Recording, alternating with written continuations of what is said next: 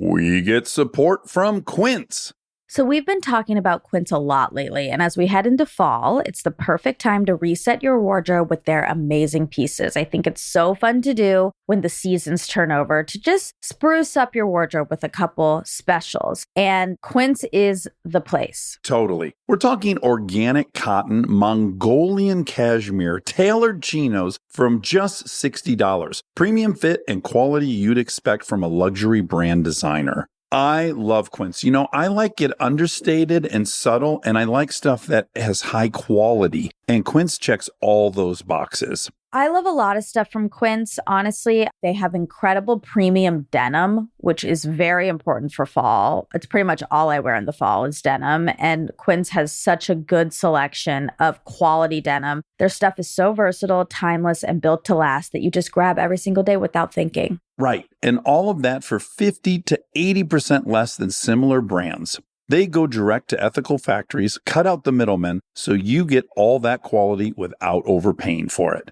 We love that. And they do way more than clothes. They have bedding, cookware, bath essentials, travel must-haves, same deal, and great quality. Upgrade your everyday. Download the Quince app for app-exclusive offers or go to quince.com/Dax. Get free shipping on your order and 365-day returns. Now available in Canada and the UK too. That's QUINCE.com/Dax. We get support from Apple Gift Card. Back to school is here, and for many, that means some big life transitions. Whether they are heading into a new grade or setting up a dorm for the first time, you want to give them something that actually supports their growth and success. Apple Gift Card is a versatile solution because it takes the guesswork out of gifting. It's not just about a new pair of AirPods for focus. It's about giving them the invaluable chance to choose the digital tools and subscriptions that suit their unique journey. They can use it for productivity apps on the App Store, movie nights on Apple TV, or extra iCloud storage for all those new memories. With Apple Gift Card, it's so empowering to give the students their freedom to allocate their own resources. Celebrate their new academic chapter. Visit applegiftcard.apple.com to celebrate their milestones and gift one today. We get support from Skims.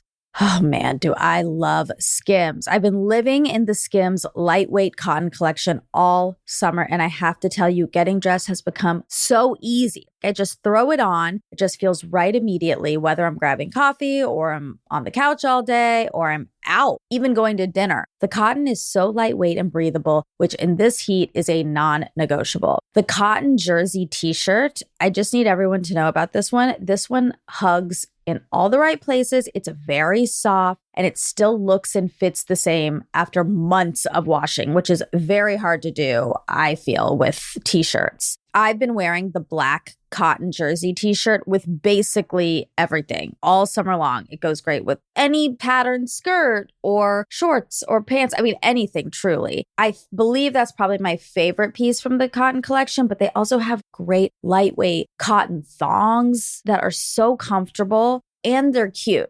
That is a very, very hard mix to achieve, especially with undergarments. I feel if you can find some that are cute, but also comfortable and do the job, that is a win. And Skims has really, really figured that out with the lightweight cotton collection. Shop Skims cotton and all of my favorite pieces at skims.com. After you place your order, be sure to let them know we sent you. Select podcast in the survey and be sure to select Armchair Expert in the drop-down menu that follows.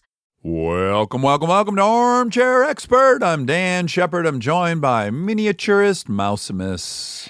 Maximus Mousimist. Well, you're all things. You're Maximus, Minimus, and Middlemus. And Mightius. Is Middlemus a word? Yeah. And Mightius. It's rare that we record the intro immediately after we've recorded the guest. I kind of like it. I do too, because I'm so passionate about her right now. And when we hung up with her, you and I just geeked out on how awesome she was. Yes, she's phenomenal. Her name is Isabel Wilkerson. Isabel is an American journalist and the author of The Warmth of Other Suns, the epic story of America's Great Migration, and her new book, which is phenomenal, Caste, The Origins of Our Discontent.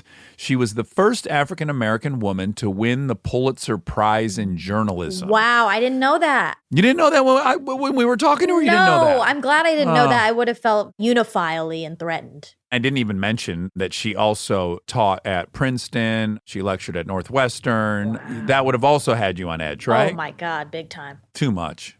You wouldn't have been able to keep your cool. I wouldn't have. But good news, Armcharies. She kept her cool because she didn't know any of that shit. Because I'm stupid. Please enjoy Isabel Wilkerson.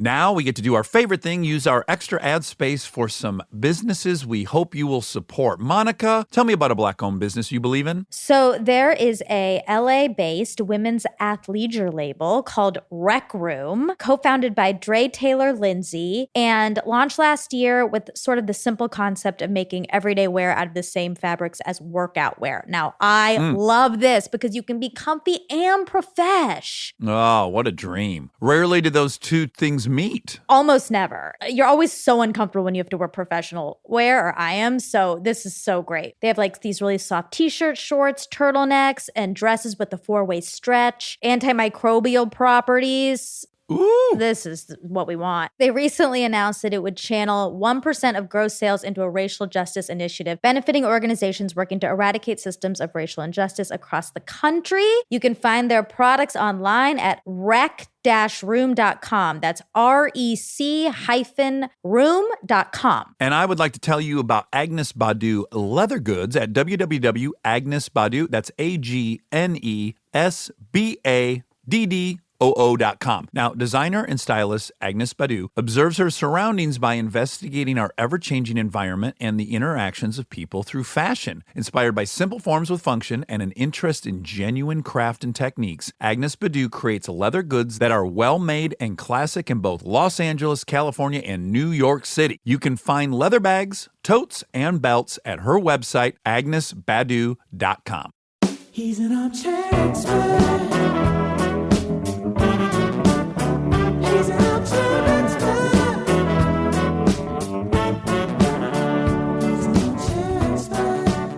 All right, here we go.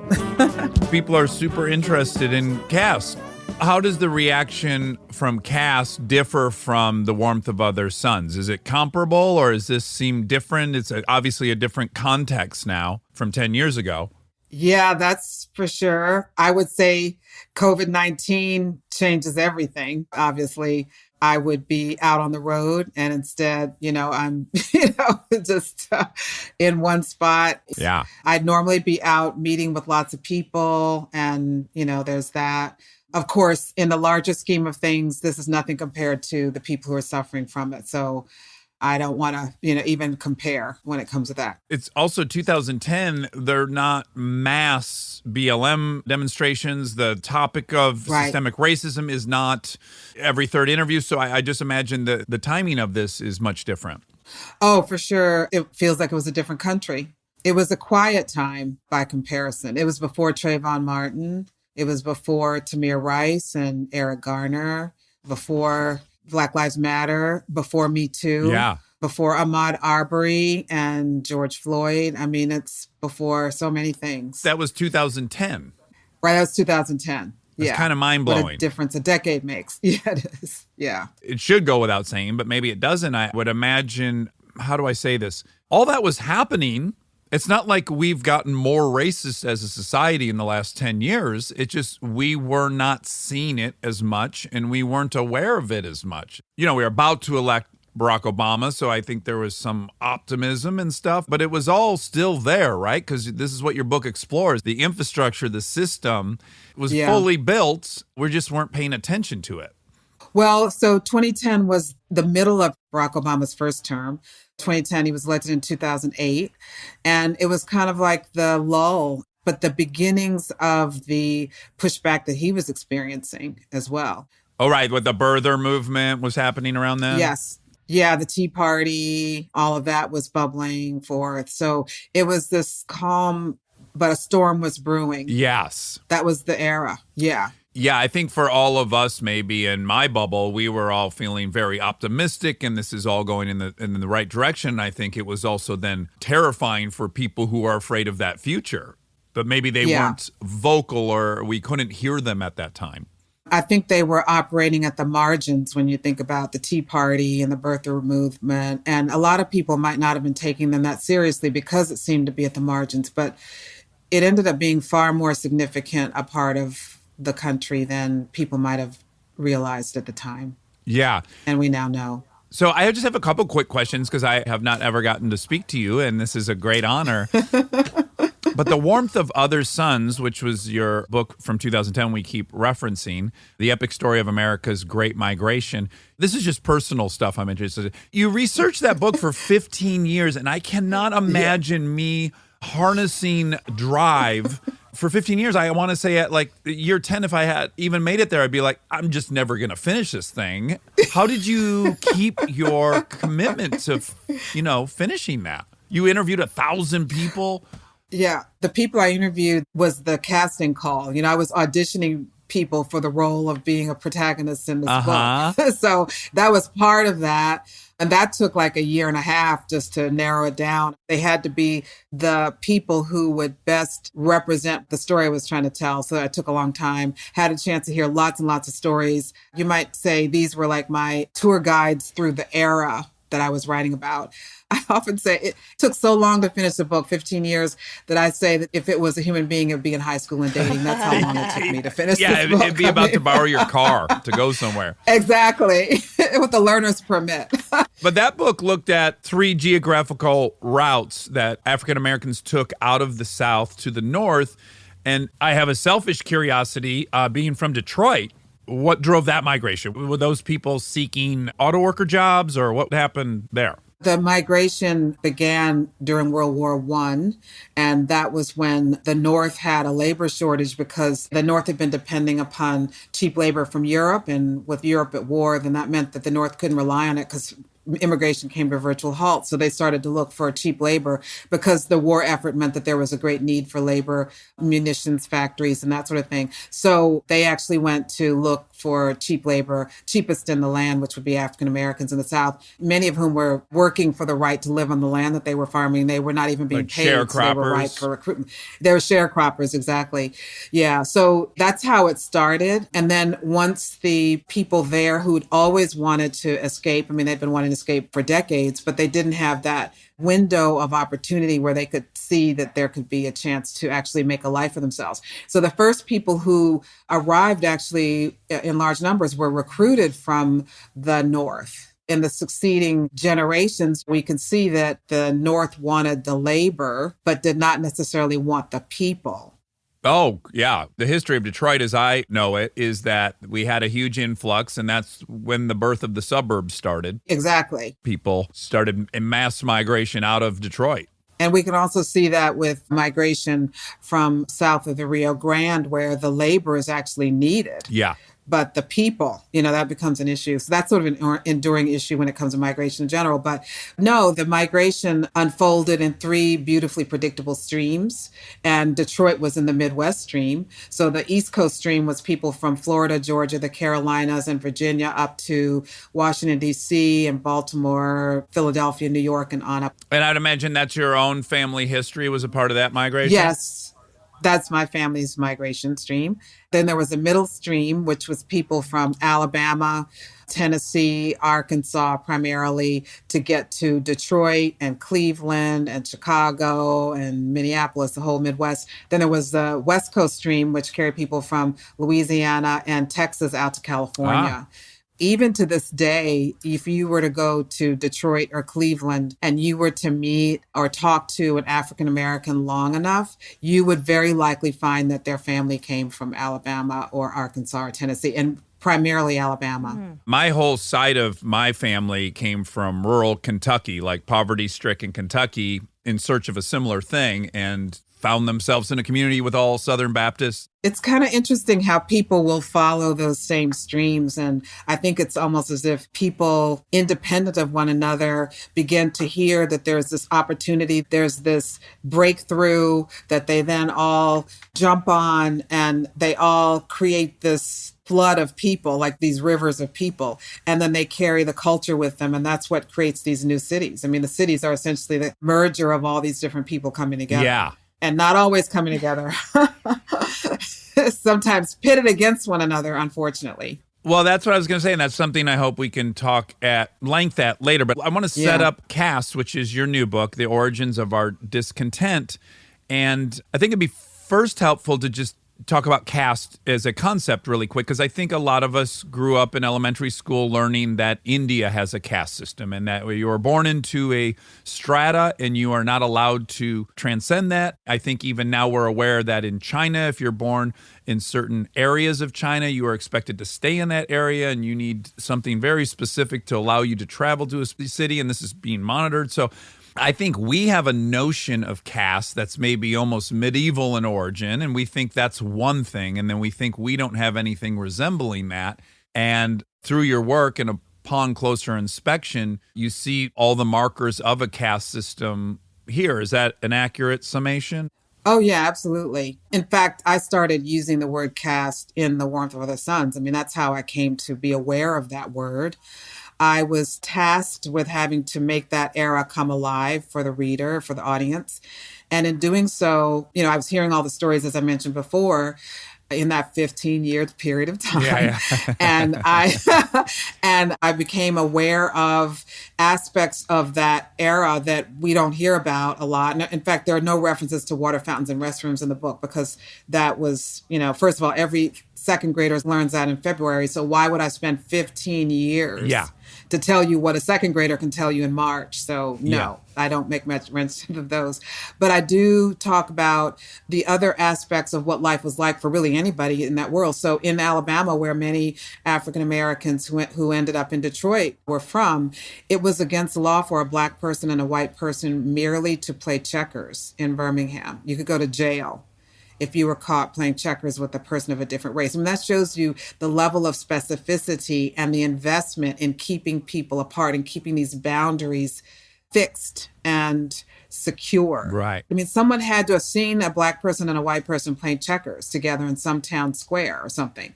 And, maybe the wrong person was winning or they were having too good of a time. And they took the time to write that down as a law. I mean, checkers. Yeah. Checkers. Very, very lethal game, as I understand it. Could lead to a revolution for sure. Clearly. Especially if you get into double checkers or King's Corner. Woo! Atomic bomb. The entire foundation of Southern civilization was in It was that vulnerable.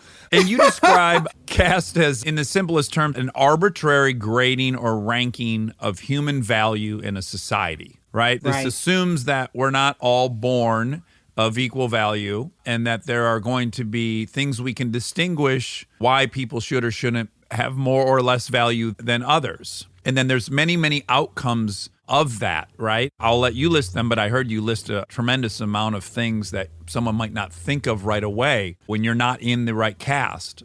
Well, when you have an artificial graded ranking of human value, then that assigns certain responses. Like we have been trained, we've been programmed to have a certain response when we see a person who looks a certain way. I mean, if you imagine what the person in a C-suite of a corporation CEO looks like, with the first image that comes to mind, or someone who would be in that same corporation's mailroom. Or janitorial staff, yeah. Exactly. So you can start to imagine, I mean, those are the roles that have been in place for longer than they have not been in place. In other words, for most of our country's history. I immediately saw a bald, slightly overweight white male when you said CEO. Okay, so the bald, I might not necessarily, that could go either way, but yeah, okay. And again, as you say, we inherit this, right? I didn't go out and decide to create an icon for a CEO, but somehow that's what I see. I didn't pick that. No, that's actually what I mean by the programming. I mean, none of us chose to have this imagery be at the forefront just beneath the surface of the subconscious. I mean, it's just there. We've inherited it from commercials and billboards and magazine covers and movies. Like who was the first person to die in a movie is like... Oh, yeah. Birth of a Nation, is that what you're referencing? Yeah. Going, well, I'm just meaning like even in Alien or something. I mean, like... Oh, sure. in a lot of movies. But if people don't know the history of cinema, Birth of a Nation is one of the very first movies people could go see. And there are Klan members riding horses. So, I mean, it starts at the inception. Just think about that, this seminal cultural contribution that the country has made, that we all depend upon, film itself. And that the very first film was about the Klan and about the uprising of white people that I would define as dominant caste, asserting their dominance after the Civil War. Yeah. That was the first film. And I got to say, I've been on a path of having been incredibly ignorant and then reading certain biographies that I was interested in the person, then I accidentally am picking up all this context. And I'll just say, you kind of grow up learning we had this terrible history of slavery, but then this guy came along, Abraham Lincoln, he abolished that, and we're kind of good. And then, then we realized that some civil rights were at issue, but 60s, Martin Luther King solved that. So you kind of think all those things are over, or at least I did. You think it's something that we're post. And then I read Grant's biography and learn about Reconstruction and learn that black voters were being murdered at polls. And I said, oh, okay, I guess it didn't end in 1868, and it didn't end here, and it's still not ended. I often will have to remind people of the civil rights legislation of the 60s, the 1860s. There's civil rights legislation called Civil Rights Acts of the 1860s and early 1870s. That's how long this effort has been to try to create a fairer society. We had that legislation and then made this tremendous regression after the civil rights movement of the 1860s, and then had nearly 100 years of formal Jim Crow segregation, which is what I'm calling a caste system because of the hierarchy and the investment in keeping people in a fixed place. And then we had the civil rights legislation of the 1960s, so a century apart.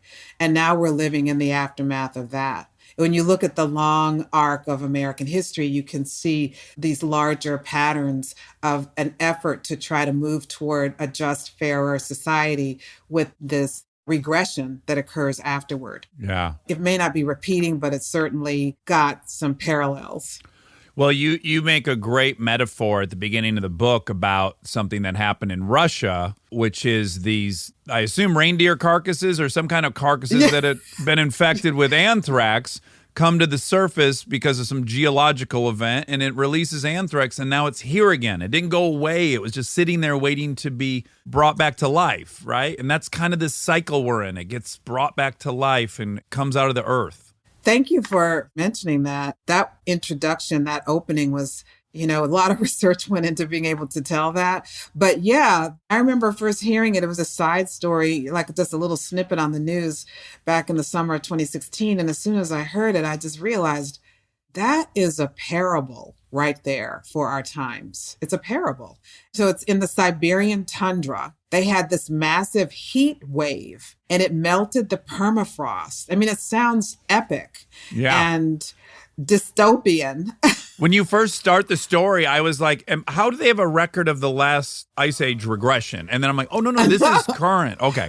Yeah, this is current. This is in our era. Yeah. So it melted the permafrost, and then came these reindeer carcasses that then melted. They had been buried in World War II.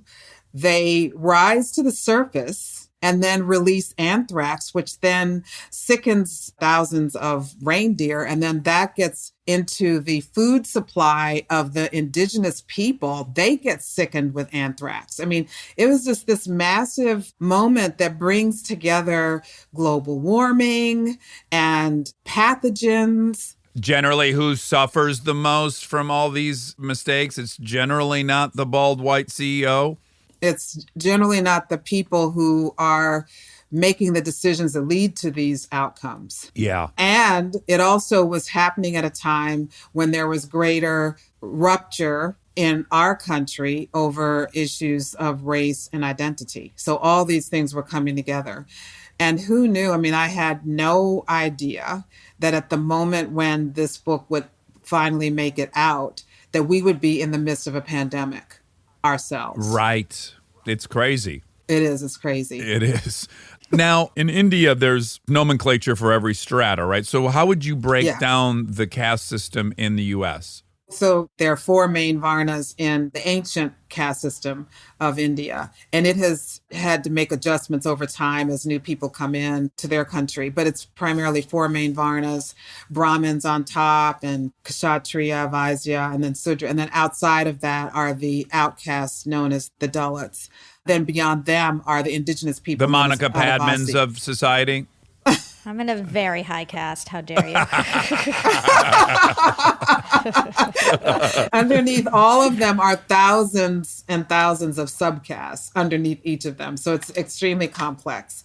There's not a caste for caste analog for each one, you might say. It could be said. Yeah. Particularly because of the many thousands of subcastes. But generally in our country, it's viewed as a bipolar caste system, starting with before there was the United States of America, Virginia colony.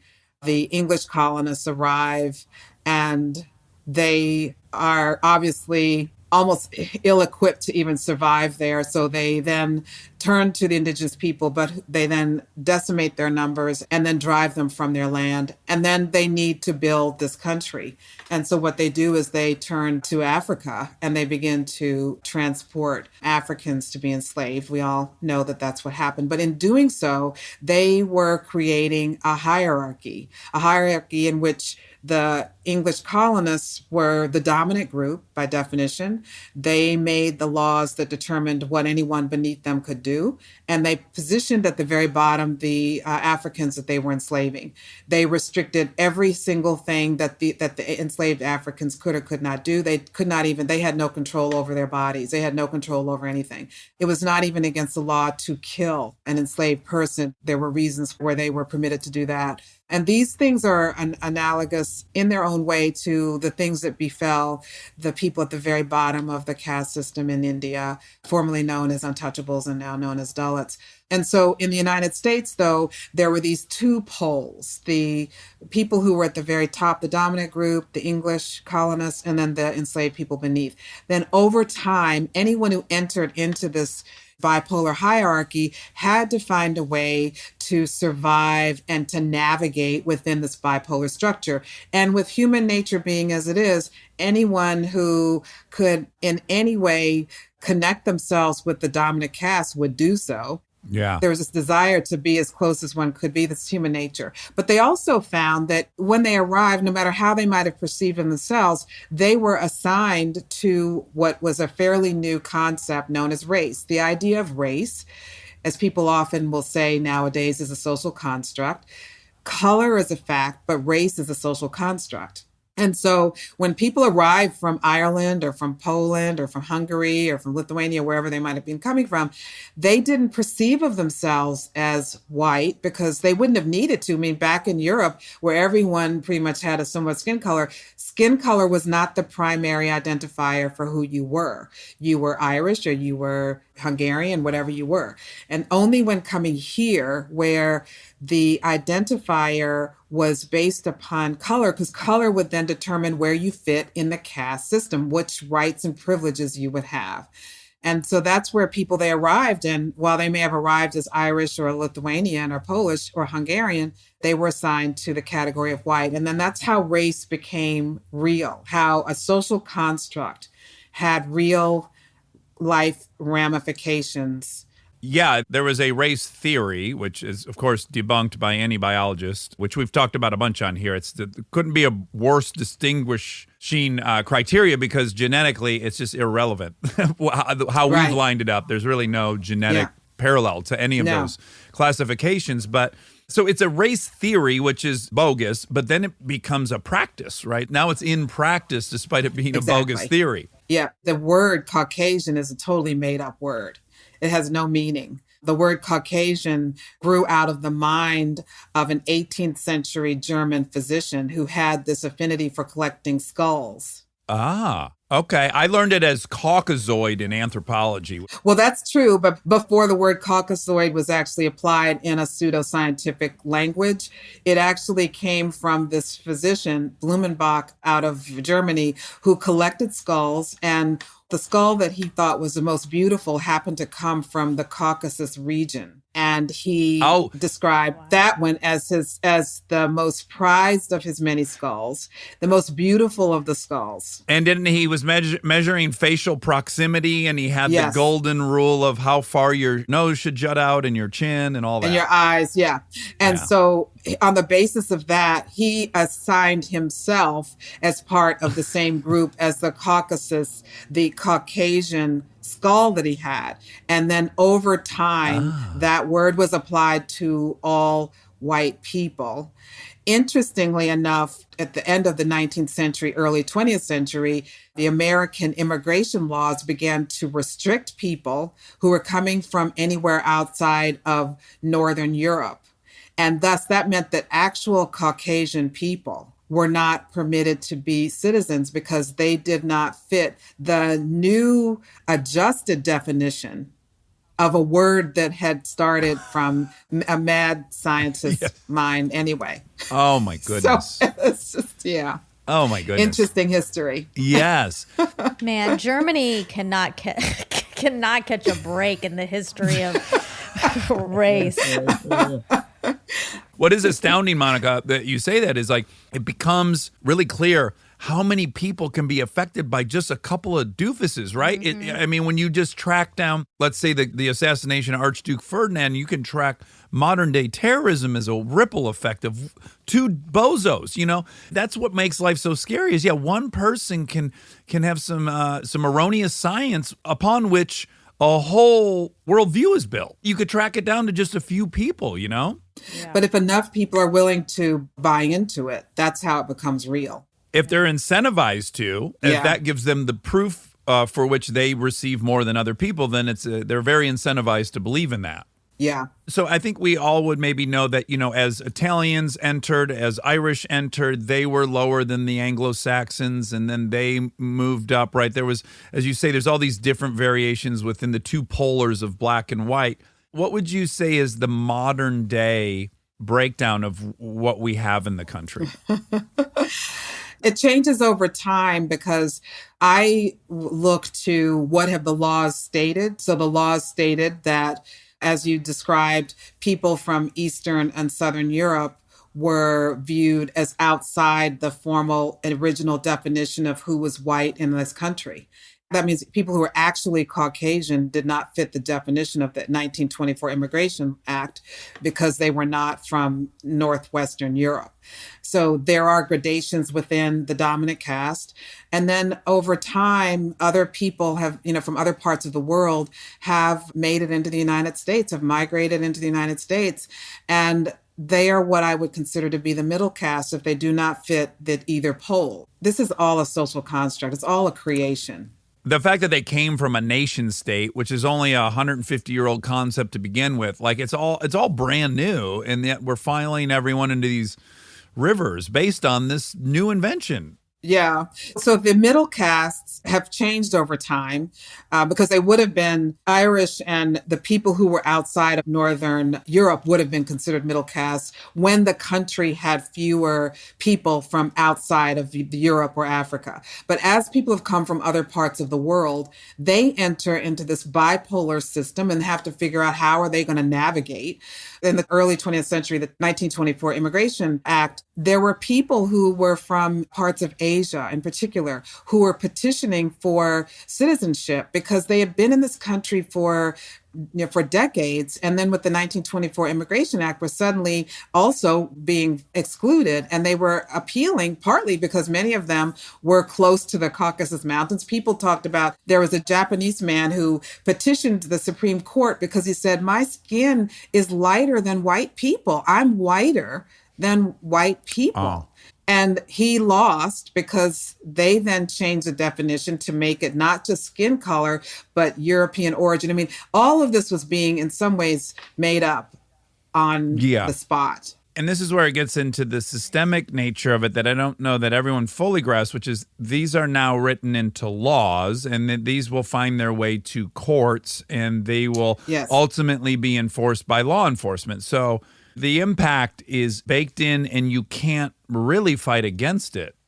And then also, if the laws are in place for long enough, then they become part of the framework for thinking. They become part of the received assumptions about who belongs where in a society, who is viewed as American and who is viewed as not worthy of being seen as American. Who comes to mind when you think of an American gets embedded in these laws that essentially were restricting who could be American in 1924 and how we still live with that. It also showed how race was created in the country, because if you began to assign people or to put people in a certain group, and then those people are encouraged to see themselves a certain way, and then they intermarry, then that's how the white quote unquote white race was created, as if people from all over Europe who might not have seen themselves as having anything in common before then came together and were encouraged. And then that's how you get what is called a melting pot, but primarily one that was focused on one group in particular. And then others, as they came in, they also had to, what I described the middle caste, people who did not fit on either pole, and over time have been in some ways used as buffers between these two poles. It's a very fraught, intrinsically divisive framework for understanding how the groups have been pitted against one another over time. Very sad. I hate to compare us to dogs, but I'm gonna. I don't know if you've had a lot of dogs and you take it to a trainer and they say, well, if it's an alpha, it's going to be kind of fine and steady. If it's super submissive, it's going to be fine. It's these middle pack dogs that are going to fight the whole time you own them, because they're just so struggling to figure out that much more gray area between the two poles of even like canine society, Yeah, well, it purposely creates a sense of insecurity on almost everyone's part, because everyone has got to figure out how to navigate in a society where a lot of these things are unspoken but real. Everyone knows that these things are real, but they're unspoken, and you have to figure out how you're going to manage in that. Stay tuned for more Armchair Expert, if you dare. We are supported by Firefox, built for internet lovers, backed by a nonprofit. Now, I just want to say before I even read this ad, we got this beautiful note from the folks at Mozilla and Firefox saying that they want to do stuff with us because we care about humanity. And that's is so the heartwarming. sweetest. It is. Obviously, the internet is great. It's how you're listening to this podcast, after all, but it's also kind of fucked up, right? You go online to get the news or watch something that makes you laugh or check your ex's Instagram. No judgment, but you end up doom scrolling, taking the clickbait, and getting served whatever content will make advertisers more cash. We are constantly warning people about this. Yes. Luckily, there are small steps we all can take to help get the web back on track, like downloading the independent Firefox browser. Firefox is on a mission to unfuck the internet. It's the only major browser backed by a nonprofit, and their products protect your privacy while fighting for a safer, kinder, and more honest web. To download, go to firefox.com/armchair. That's Firefox, one word, .com/armchair, and help save the internet we love. Because, as was pointed out in that great Netflix documentary, it is both utopia and dystopia. So let's steer this ship over to utopia. And thank you so much, Firefox, for letting us carry your message. We are supported by Unsolved Mysteries Volume 2 on Netflix. I'm so glad Netflix has this right now. In the 6 new episodes, Unsolved Mysteries explores more unexplained disappearances, tragic events, and bizarre occurrences, which is a new favorite topic of ours as we had David on and talked about conspiracies. We love mystery. Was an unidentified woman found dead in Oslo, Norway, part of a secret intelligence operation? Did the sudden loss of lives in Japan's 2011 tsunami result in supernatural encounters? Oh, boy. Another chapter of the iconic long-running original series, which ran for over 30 years. The original Unsolved Mysteries was the first TV series to ask viewers to help solve actual mysteries, and the concept worked. Thus far, Unsolved Mysteries has helped solve over 260 cases. Visit unsolved.com to submit tips and solve this new batch of thus far unsolved crimes. This is like you get to be a gumshoe, which I love. Oh, Monica. I am a gumshoe. Well, this is your dream to become Veronica Mars.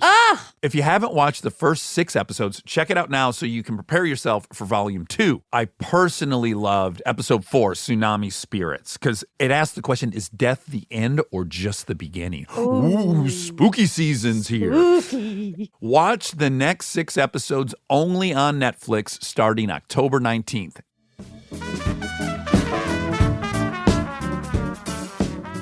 So some of the things that you detail about the cost of being in a different hierarchical zone is benefit of the doubt. Yeah. And when you said that, I was like, wow, there's so much in that.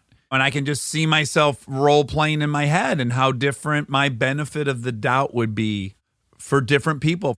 I see a lot of this stuff personally through a socioeconomic lens, simply because I grew up in a largely white, almost exclusively white area, but huge income disparity, and watching how the poor people got treated, how often they were pulled over on the side of the road, when they were out of the car, when they got pulled over, all these things that I witnessed, that if you were poor, you were going to have a much different time in my town. Even if you're just going about your business, the cops were going to assume you were drunk, or they were going to assume this. Yeah. And based somewhat in the fact that, yes, the alcoholism rate was higher in the poor neighborhood. So it's so dense and complicated. But that's the thing I witnessed kind of firsthand.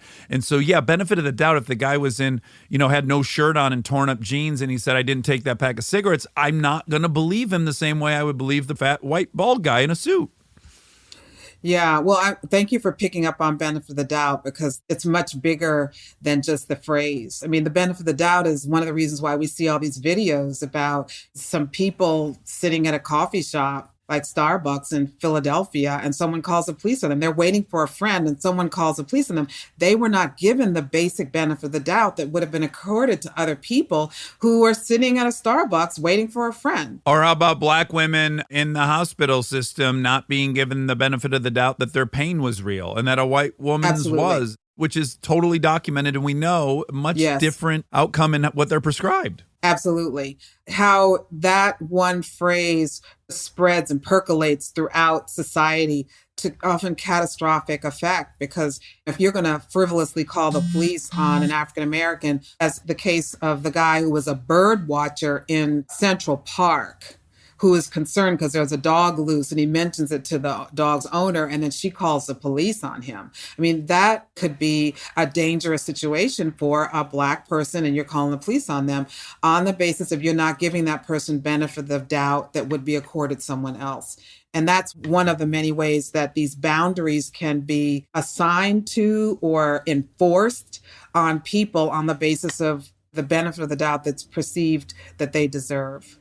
Now, this is not my opinion, but I know for certain many people will be listening to it and going, well, hold on a second. It would be illogical to assume if we know a certain group of people has a higher crime rate, it would be illogical and dangerous to not acknowledge that, right? So let's say the police in my town with the poor white guys, and they know they're in way more domestic dispute calls. They have this justified suspicion of them. How do we address that? Well, the examples that I've given you are people who are not in the middle of committing anything that's close to the appearance of a crime. These are just ordinary people going about their day. One guy that I make mention of in the book, there's so many examples, but one guy, he's a business guy, he's a marketing executive who's just trying to get into his condo building in St. Louis.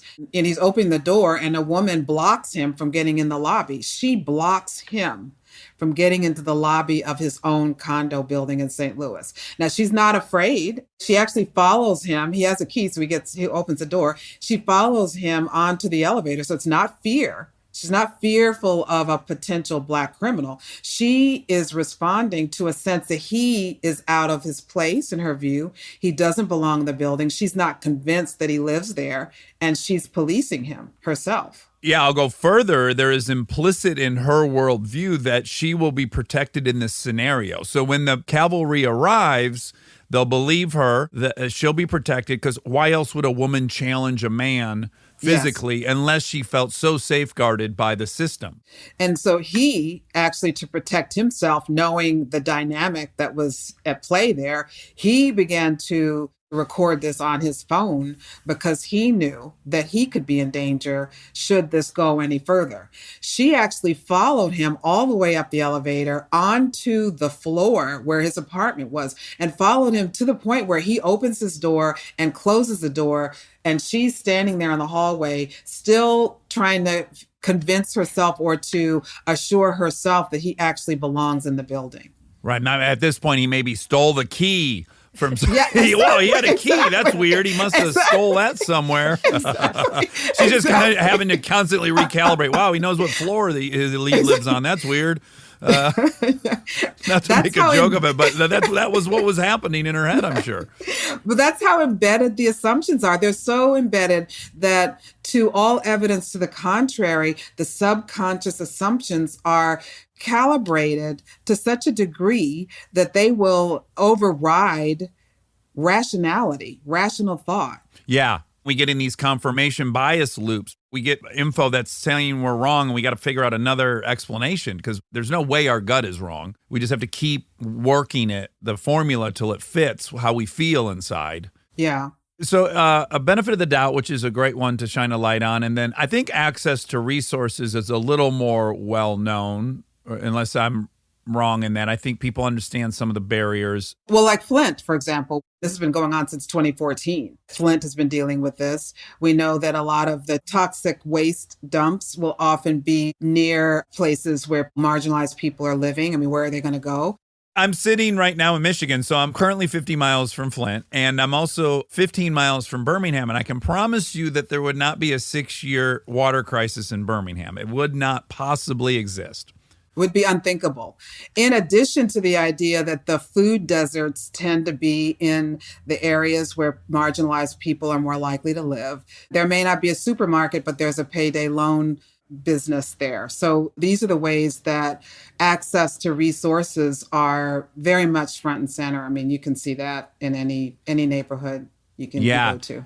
Could you break down a couple of examples of assumptions of competence? Because I think that's a really intriguing area to think about. This is sort of a related story that brings together benefit of the doubt and competence in assumptions about who belongs where. What I experienced when I was a national correspondent at the New York Times in Chicago. I had made arrangements to interview all these people for a pretty routine story. So I'd call them on the phone and they knew to expect me. And all day I'd been interviewing these people and everything had been fine until I got to the last interview. At the last interview, I showed up at the establishment. It was a retail establishment, small. It was a quiet hour of the day, so there weren't lots of people there. There actually was no one there except for the store clerk who told me that the manager was not there yet, but that he would be there any minute. And this is the person I was to be interviewing. So a few minutes later, this man walks in and he's in a hurry. He's clearly flustered. He's running late. And the clerk tells me that I should go up to him because this is the man that I'm there to interview. And so when I go up to him, he waves me away. He says, "Oh, I can't talk with you right now. I'm getting ready for a meeting, very important interview." And I said, "I think I'm that person. I have an appointment with you." He said, "No, you don't understand." I said, I'm Isabel Wilkerson with the New York Times. I'm here to interview. He said, "Well, how do I know that? How do I know that? Oh my How do I know that?" And I said, "Well, we had an appointment and it's supposed to be a few minutes ago. We had an appointment. I'm here. I have the notebook." He's like, this woman attacked poor Isabel and took her day calendar. Somehow absconded with her day calendar. Poor Isabel is somewhere crying for help. So he says to me, "Well, do you have a business card?" And it just so happened that it was the end of the day. And I mean, people don't even use business cards now anymore. At least I don't know. But it had been all day that I've been interviewing people. He was the last of the day. And so I said, "I'm sorry, I'm actually out of business cards, but I'm here. I have the notebook here ready to interview. There's no one else here. I'm ready to interview you." And he said, "Well, I'll need to see some ID." And I said, "I shouldn't have to show you ID. We should be interviewing right now. Like, this is a waste of time. I shouldn't have to show you ID." So I give him the ID, I give him my driver's license, and he looks at it and he says, "You don't have anything with the New York Times on it?" And I said, "We are supposed to be in the middle of an interview. I'm here to interview you." And he said, "I'm sorry, I'm going to have to ask you to leave. She'll be here any minute." No. I mean, You handled that so generously. Oh my God. The last half of your story in my head, I was saying, well, fuck you, partner. I'd be happy to report this in the New York Times. The story wasn't about that. It was just a quiet little, like a routine story. It wasn't supposed to turn into something like that. I ended up leaving and I just was stunned by what was it that just happened. And I mean, I still try to figure out, like, how did that happen? I ended up writing the piece without him because it turned out it wasn't necessary for him to be in it. It would have been nice. I would have liked it. And of course, he would have been a beneficiary of that. And I ended up sending him, I sent him the article with the business card after I finished it. That's what I ended up doing. God, I wish I would have been there when he opened that up. So yeah. So that was what I did. But the reason I mention that is because this is an example of how everyone's really harmed by it in ways that we may not realize. I mean, if you multiply that times, thousands of transactions on a given day and, hundreds of thousands of businesses, then you can realize how miscommunication may be occurring, missed opportunities are happening, people are thrown by the odd interactions of assumptions and stereotypes that just are toxic and they are disruptive and they hurt everybody. This is a guy who wanted to be in it. He wanted to be in it so badly that he told me to leave.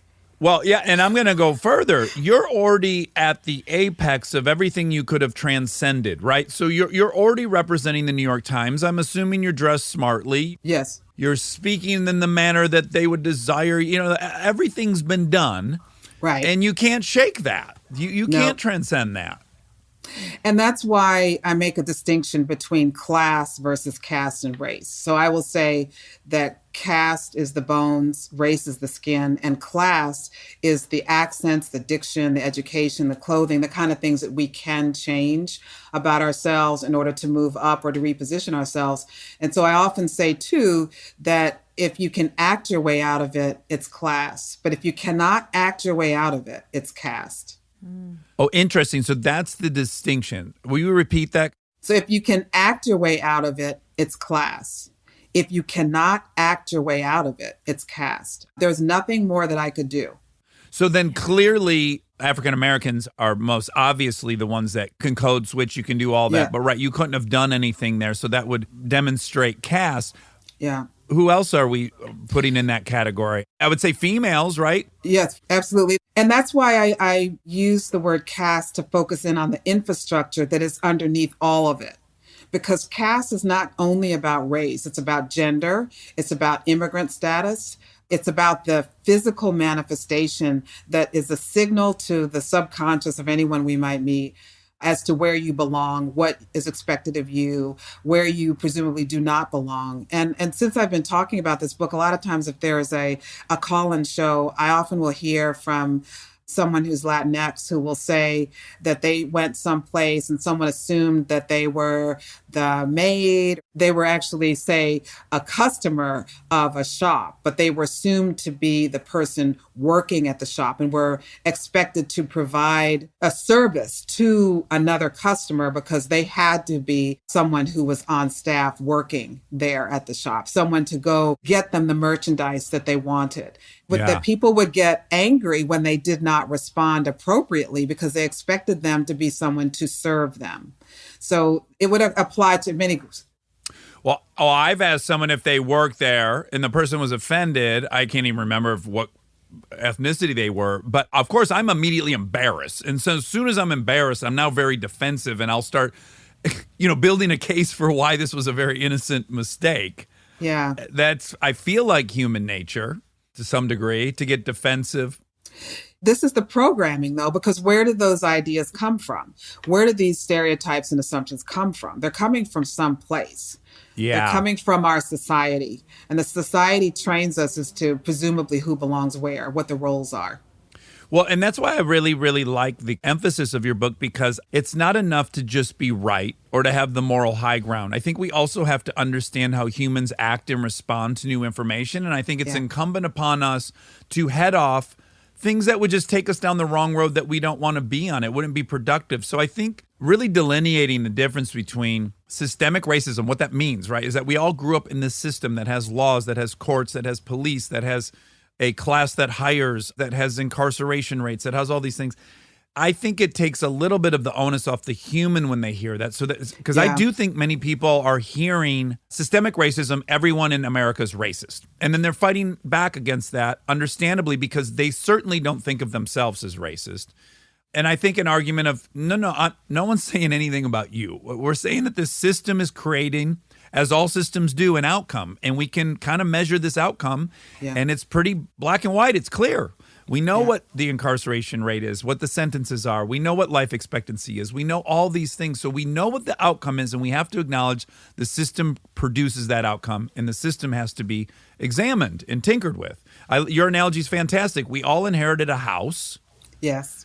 And the house was not built to code, and it's fallen apart. And it's no one here's fault that the house is a piece of shit, but it's all of our responsibilities as the dwellers of this home to refurbish it. Yeah. And that there actually is responsibility that each of us has to recognize the programming and to take responsibility for reprogramming ourselves, to recognize the programming and reprogram ourselves. And that's something that each individual person has to do. And also to know the history so you'll know how we got to where we are. Will you just tell me really quick? I just found this fascinating. Situational elevation.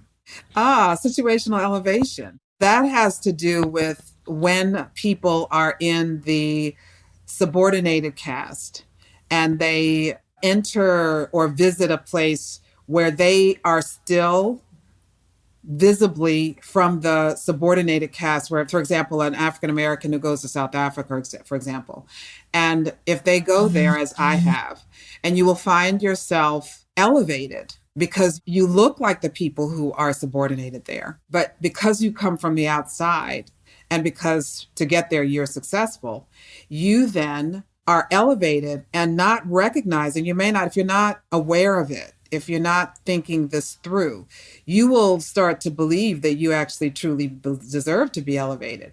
But actually what's happening is you're being used as a foil to affirm or justify the subjugation of the people in the society you just moved to. Because people will say, well, look, if this person could go and do this, this, and this, then what excuse do you have? You, the people who are subordinated in our country here.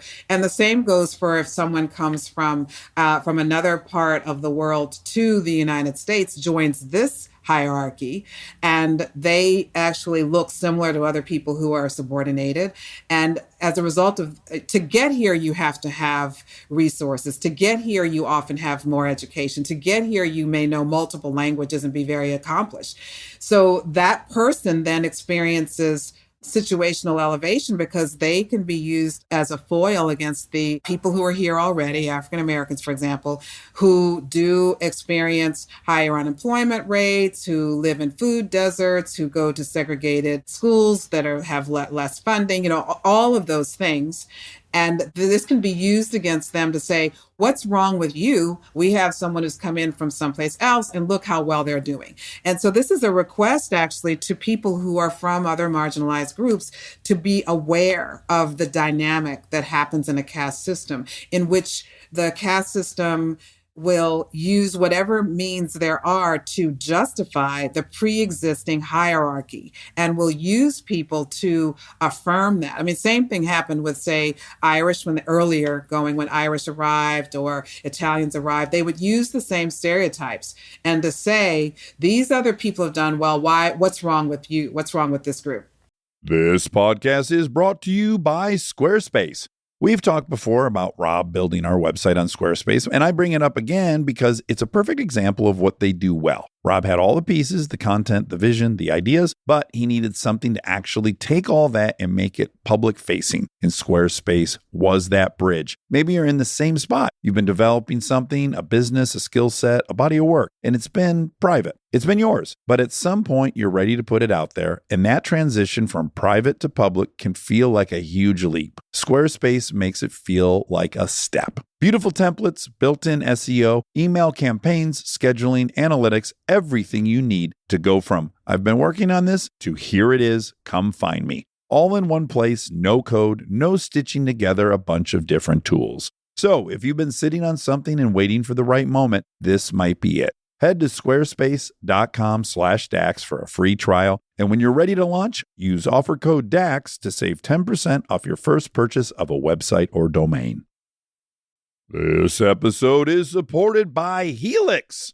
All right, let's talk about something we both really care deeply about: sleep. It's the most important thing. I've had my Helix mattress for years now, and I genuinely think it's one of the best investments you can make for your home. Mine still feels just like it did when I first got it. Well, that's the thing. It's not one of those mattresses that caves in after 6 months. These things are built to last. And I'm a side sleeper. I ordered a side sleeper and I get hot, so I have cooling. And I can't tell you how much more comfortable it is to be in there not sweating and tossing and turning. Cooling is really important. I've read that you're supposed to sleep a little bit cold.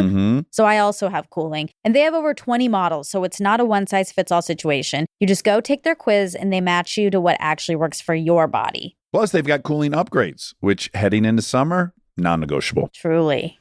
Go to helixsleep.com/armchair for 20% off. That's helixsleep.com/armchair for 20% off. Make sure you enter our show name after checkout so they know we sent you. helixsleep.com/armchair.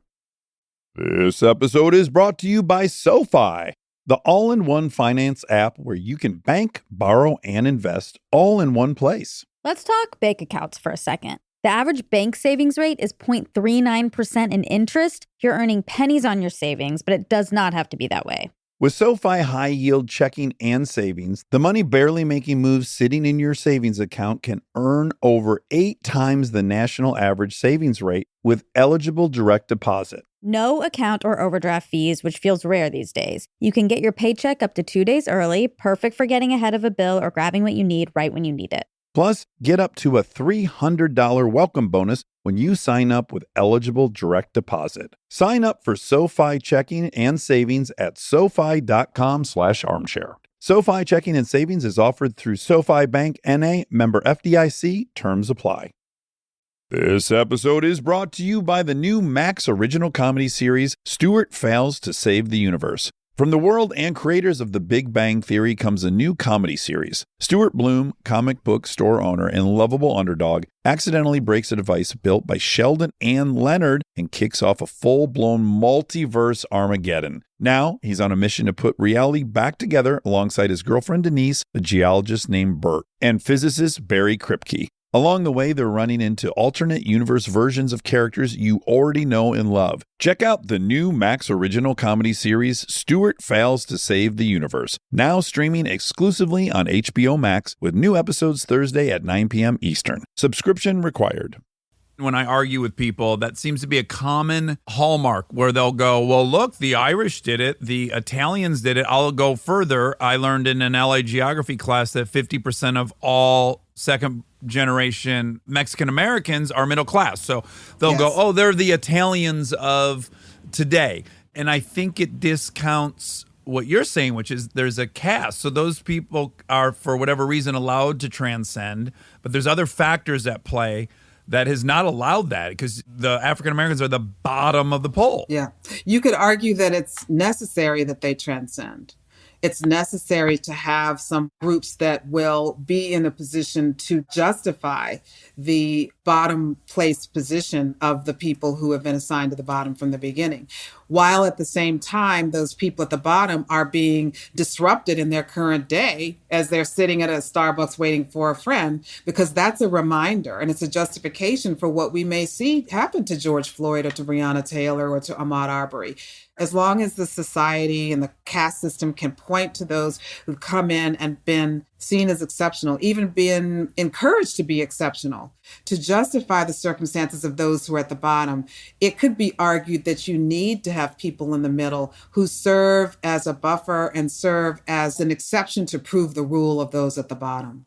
Yes. So we have an example. Well, look at Barack Obama. Okay. Yes. Yeah, great. It all boils down to Chris Rock's greatest joke ever, which is like, he lives in a neighborhood. He's the best comedian of all time. He lives next to the best rapper of all time. And then between them is an average white dentist. It's just dentist. Sure. The dentist. You can get there if you're the best ever at one thing. Sure. And weirdly, when you're talking about it, I'm immediately reminded of Lennox Lewis, the heavyweight fighter, because he had that British accent. And when he would come here, even the way the commentators would talk about him, like he's the professor of boxing, there was like all this elevated stuff. And I think it was kind of situational elevation, which this British accent, for some reason, it did something bizarre to everyone's opinion of him. Yeah. It's just this idea that the caste system has been in place for 400 years, and we've grown so accustomed to it. You could say that our minds have been, our subconsciouses have been reshaped to expect certain things. And as you were mentioning about the confirmation bias, we will look to affirm what we have already been told. And it takes a tremendous amount of data and inputs other than what we have been exposed to get us to break free of what we think we know. I think that's really key. I don't think a lot of Americans understand immigration in general, and that it is very hard to come to this country. Yes. It is not easy to come to this country. Hassan Minhaj has this wonderful special where he says that. He's like, people think you can just like slip right in. It takes 8 years to come here, and you have to be getting a PhD. You have to be contributing to the sciences. There's all these levels that I think most Americans just think, yeah, people are just coming here and they're just getting in and it's fine. It's very hard. So yeah, the level of, quote, talent that comes in from other countries is very high. And then it leads, it's a trickle down effect to their kids and their kids and their kids. It's not just this thing of like, well, these people are doing it. Yeah, they're doing it because they came to get PhDs. Like that was the only way they could come. If they didn't have them already, actually. If they did, exactly. At Yeah, this point, probably, yeah. Yeah. Well, and I'm just now, as you're saying that, Monica, thinking what disruptors Indians are in general, right? Because you're brown and then you're yet associated with higher education. Yeah. What a bizarre group for us to slide into this fucked up arbitrary system. Right? It doesn't even fit. It's like, no, you're brown. You should be over here, but you're my doctor. I'm confused. Well, that's why they really like when they own gas stations, right? Because it's like, that makes more sense to me. Yeah. A brown person is associated with the gas station. They don't even really know, like, those people own like 10 gas stations and are millionaires. But Yeah, exactly. But they're just like, yeah, they're categorizing based on skin color, really, ultimately. I so agree with what you're saying, because that is an example, too, of how the caste system can recognize and rely upon the positioning of people, but still wanting them to stay in a fixed place. The idea of the people who own hotels. Yeah. And as long as you're in something of a service industry, that's a comforting place. Or even as programmers or engineers. Mm-hmm. That's my mom and my dad. But then to be CEO, to be someone who is actually in charge and running things, that's where you could say there's a glass ceiling that begins to, in my view, affect many people in what I would call the middle caste in this country, because a lot of it is determined by what you look like. I mean, what you look like is sort of the signifier as to presumably how a person should be perceived. I mean, of course, the idea of people who are questioned and questioned and questioned about where they're actually from.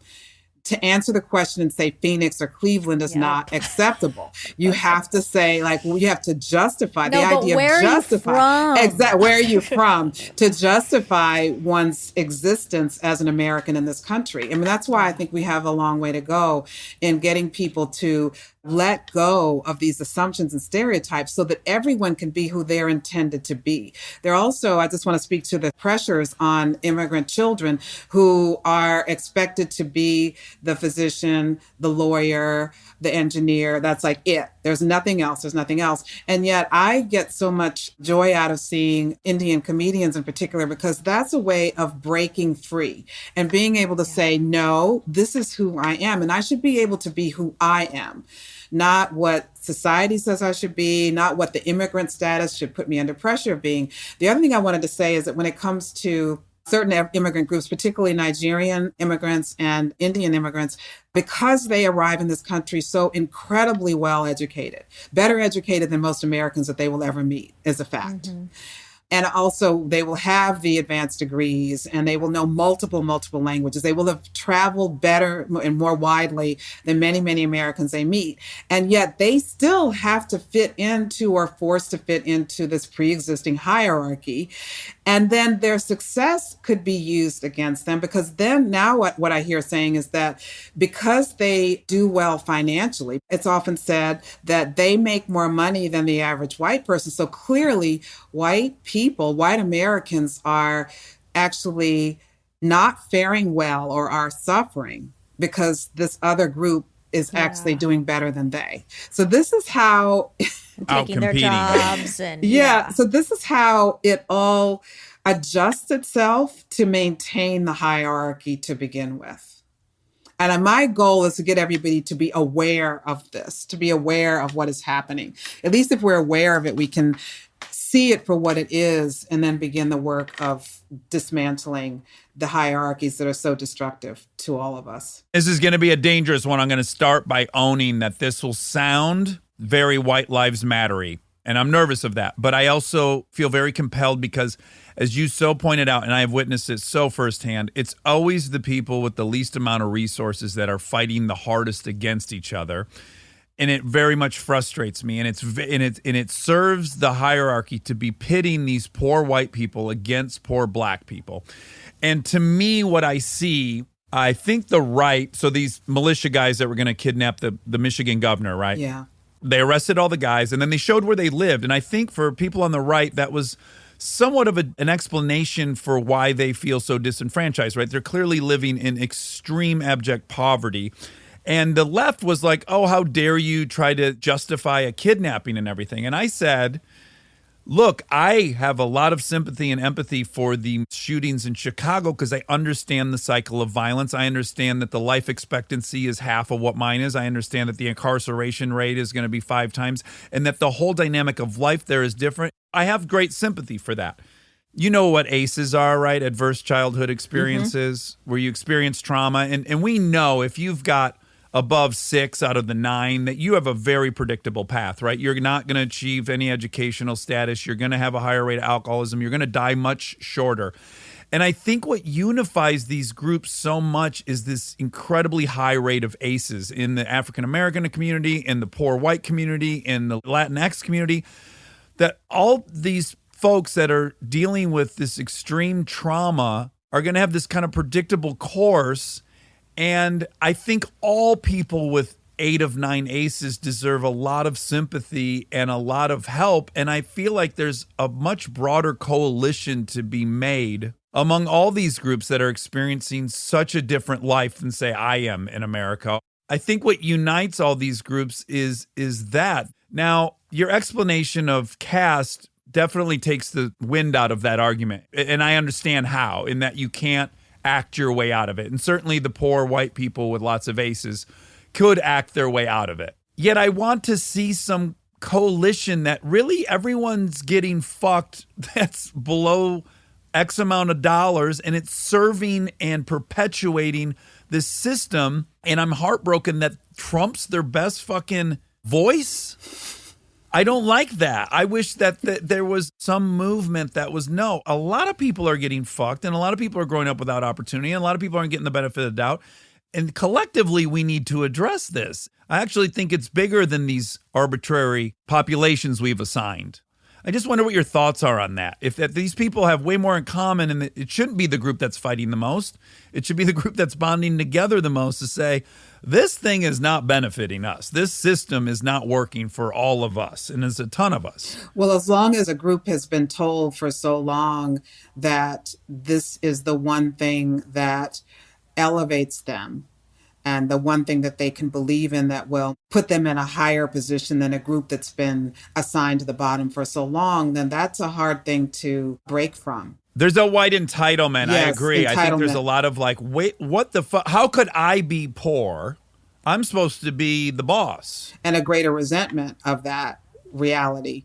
But it's a misplaced resentment because the resentment is not toward the people who are in position to make life better for everybody. It's directed toward those that they've been told are their rivals, that they are in competition with. And one of the things I want to say is that going back to the migration that led to all the cities that we've talked about, is that to me, one of the great tragedies in American history is that the people who were arriving to these cities in the United States, the northern cities in the 20th century, from Southern and Eastern Europe or from Kentucky, as you described in your family's story, or from Alabama, sharecroppers, Black sharecroppers, all of those people arriving to the big cities. Many of them had never been outside the counties into which they had been born or the land that they were from. They were far, far often from their families. They were trying to make a go of it in a forbidding environment, factories and subways and traffic and all these things that they're trying to manage and raise families. They were the same people. They were the same. Oh, right. They were all the same. Right. They were all facing Right. the same challenges of trying to make a go of it in a forbidding new place as they were trying to get situated. Some of them not knowing all of the culture and the ways of managing, and some of them not even knowing the language and still trying to make a go of it. And then what happened is that the ways that the institutions were set up is that they pitted one group against the other. Some permitted to join unions and some were not permitted to join unions. Some were permitted to move into neighborhoods where they could get a mortgage for their homes, and others were redlined out of it, or restrictive covenants kept them from it. Others were rewarded for moving out into the suburbs with more people who looked like them, even though they originally might not have seen themselves as similar to people who presumably looked like them but came from a different originating country. These were the same people, and it's the society, it's the caste system that separated people into castes based upon what they looked like as opposed to what they really had in common, which was their basic humanity of people trying to make a go of it far, far from home. And that's one of the great tragedies of our country. And we're still recovering from that, still recovering. Yeah. Well, I really, really recommend everyone read your book. We had interviewed Chelsea Handler last week, and she's like loving it and singing its praises everywhere she goes. And I know Amy Schumer is as well. Yeah. She's all Thank over you. the place. Yeah. Yeah, so I just started and I already love it. You're just a fantastic writer. All the wonderful information and research aside, you're just a beautiful storyteller. So it's such a easy read and it's really enjoyable, and the message is so important. Thank you so much for having me. I really enjoyed it. Yeah, I really enjoyed it. Yeah. I'll talk to you in 10 years when you write your next book. Book 3. Thank you. All right, and if you could just flash us your ID so we know we interviewed the right person, that would be great. Thank you, Isabel. Thank you. Bye-bye.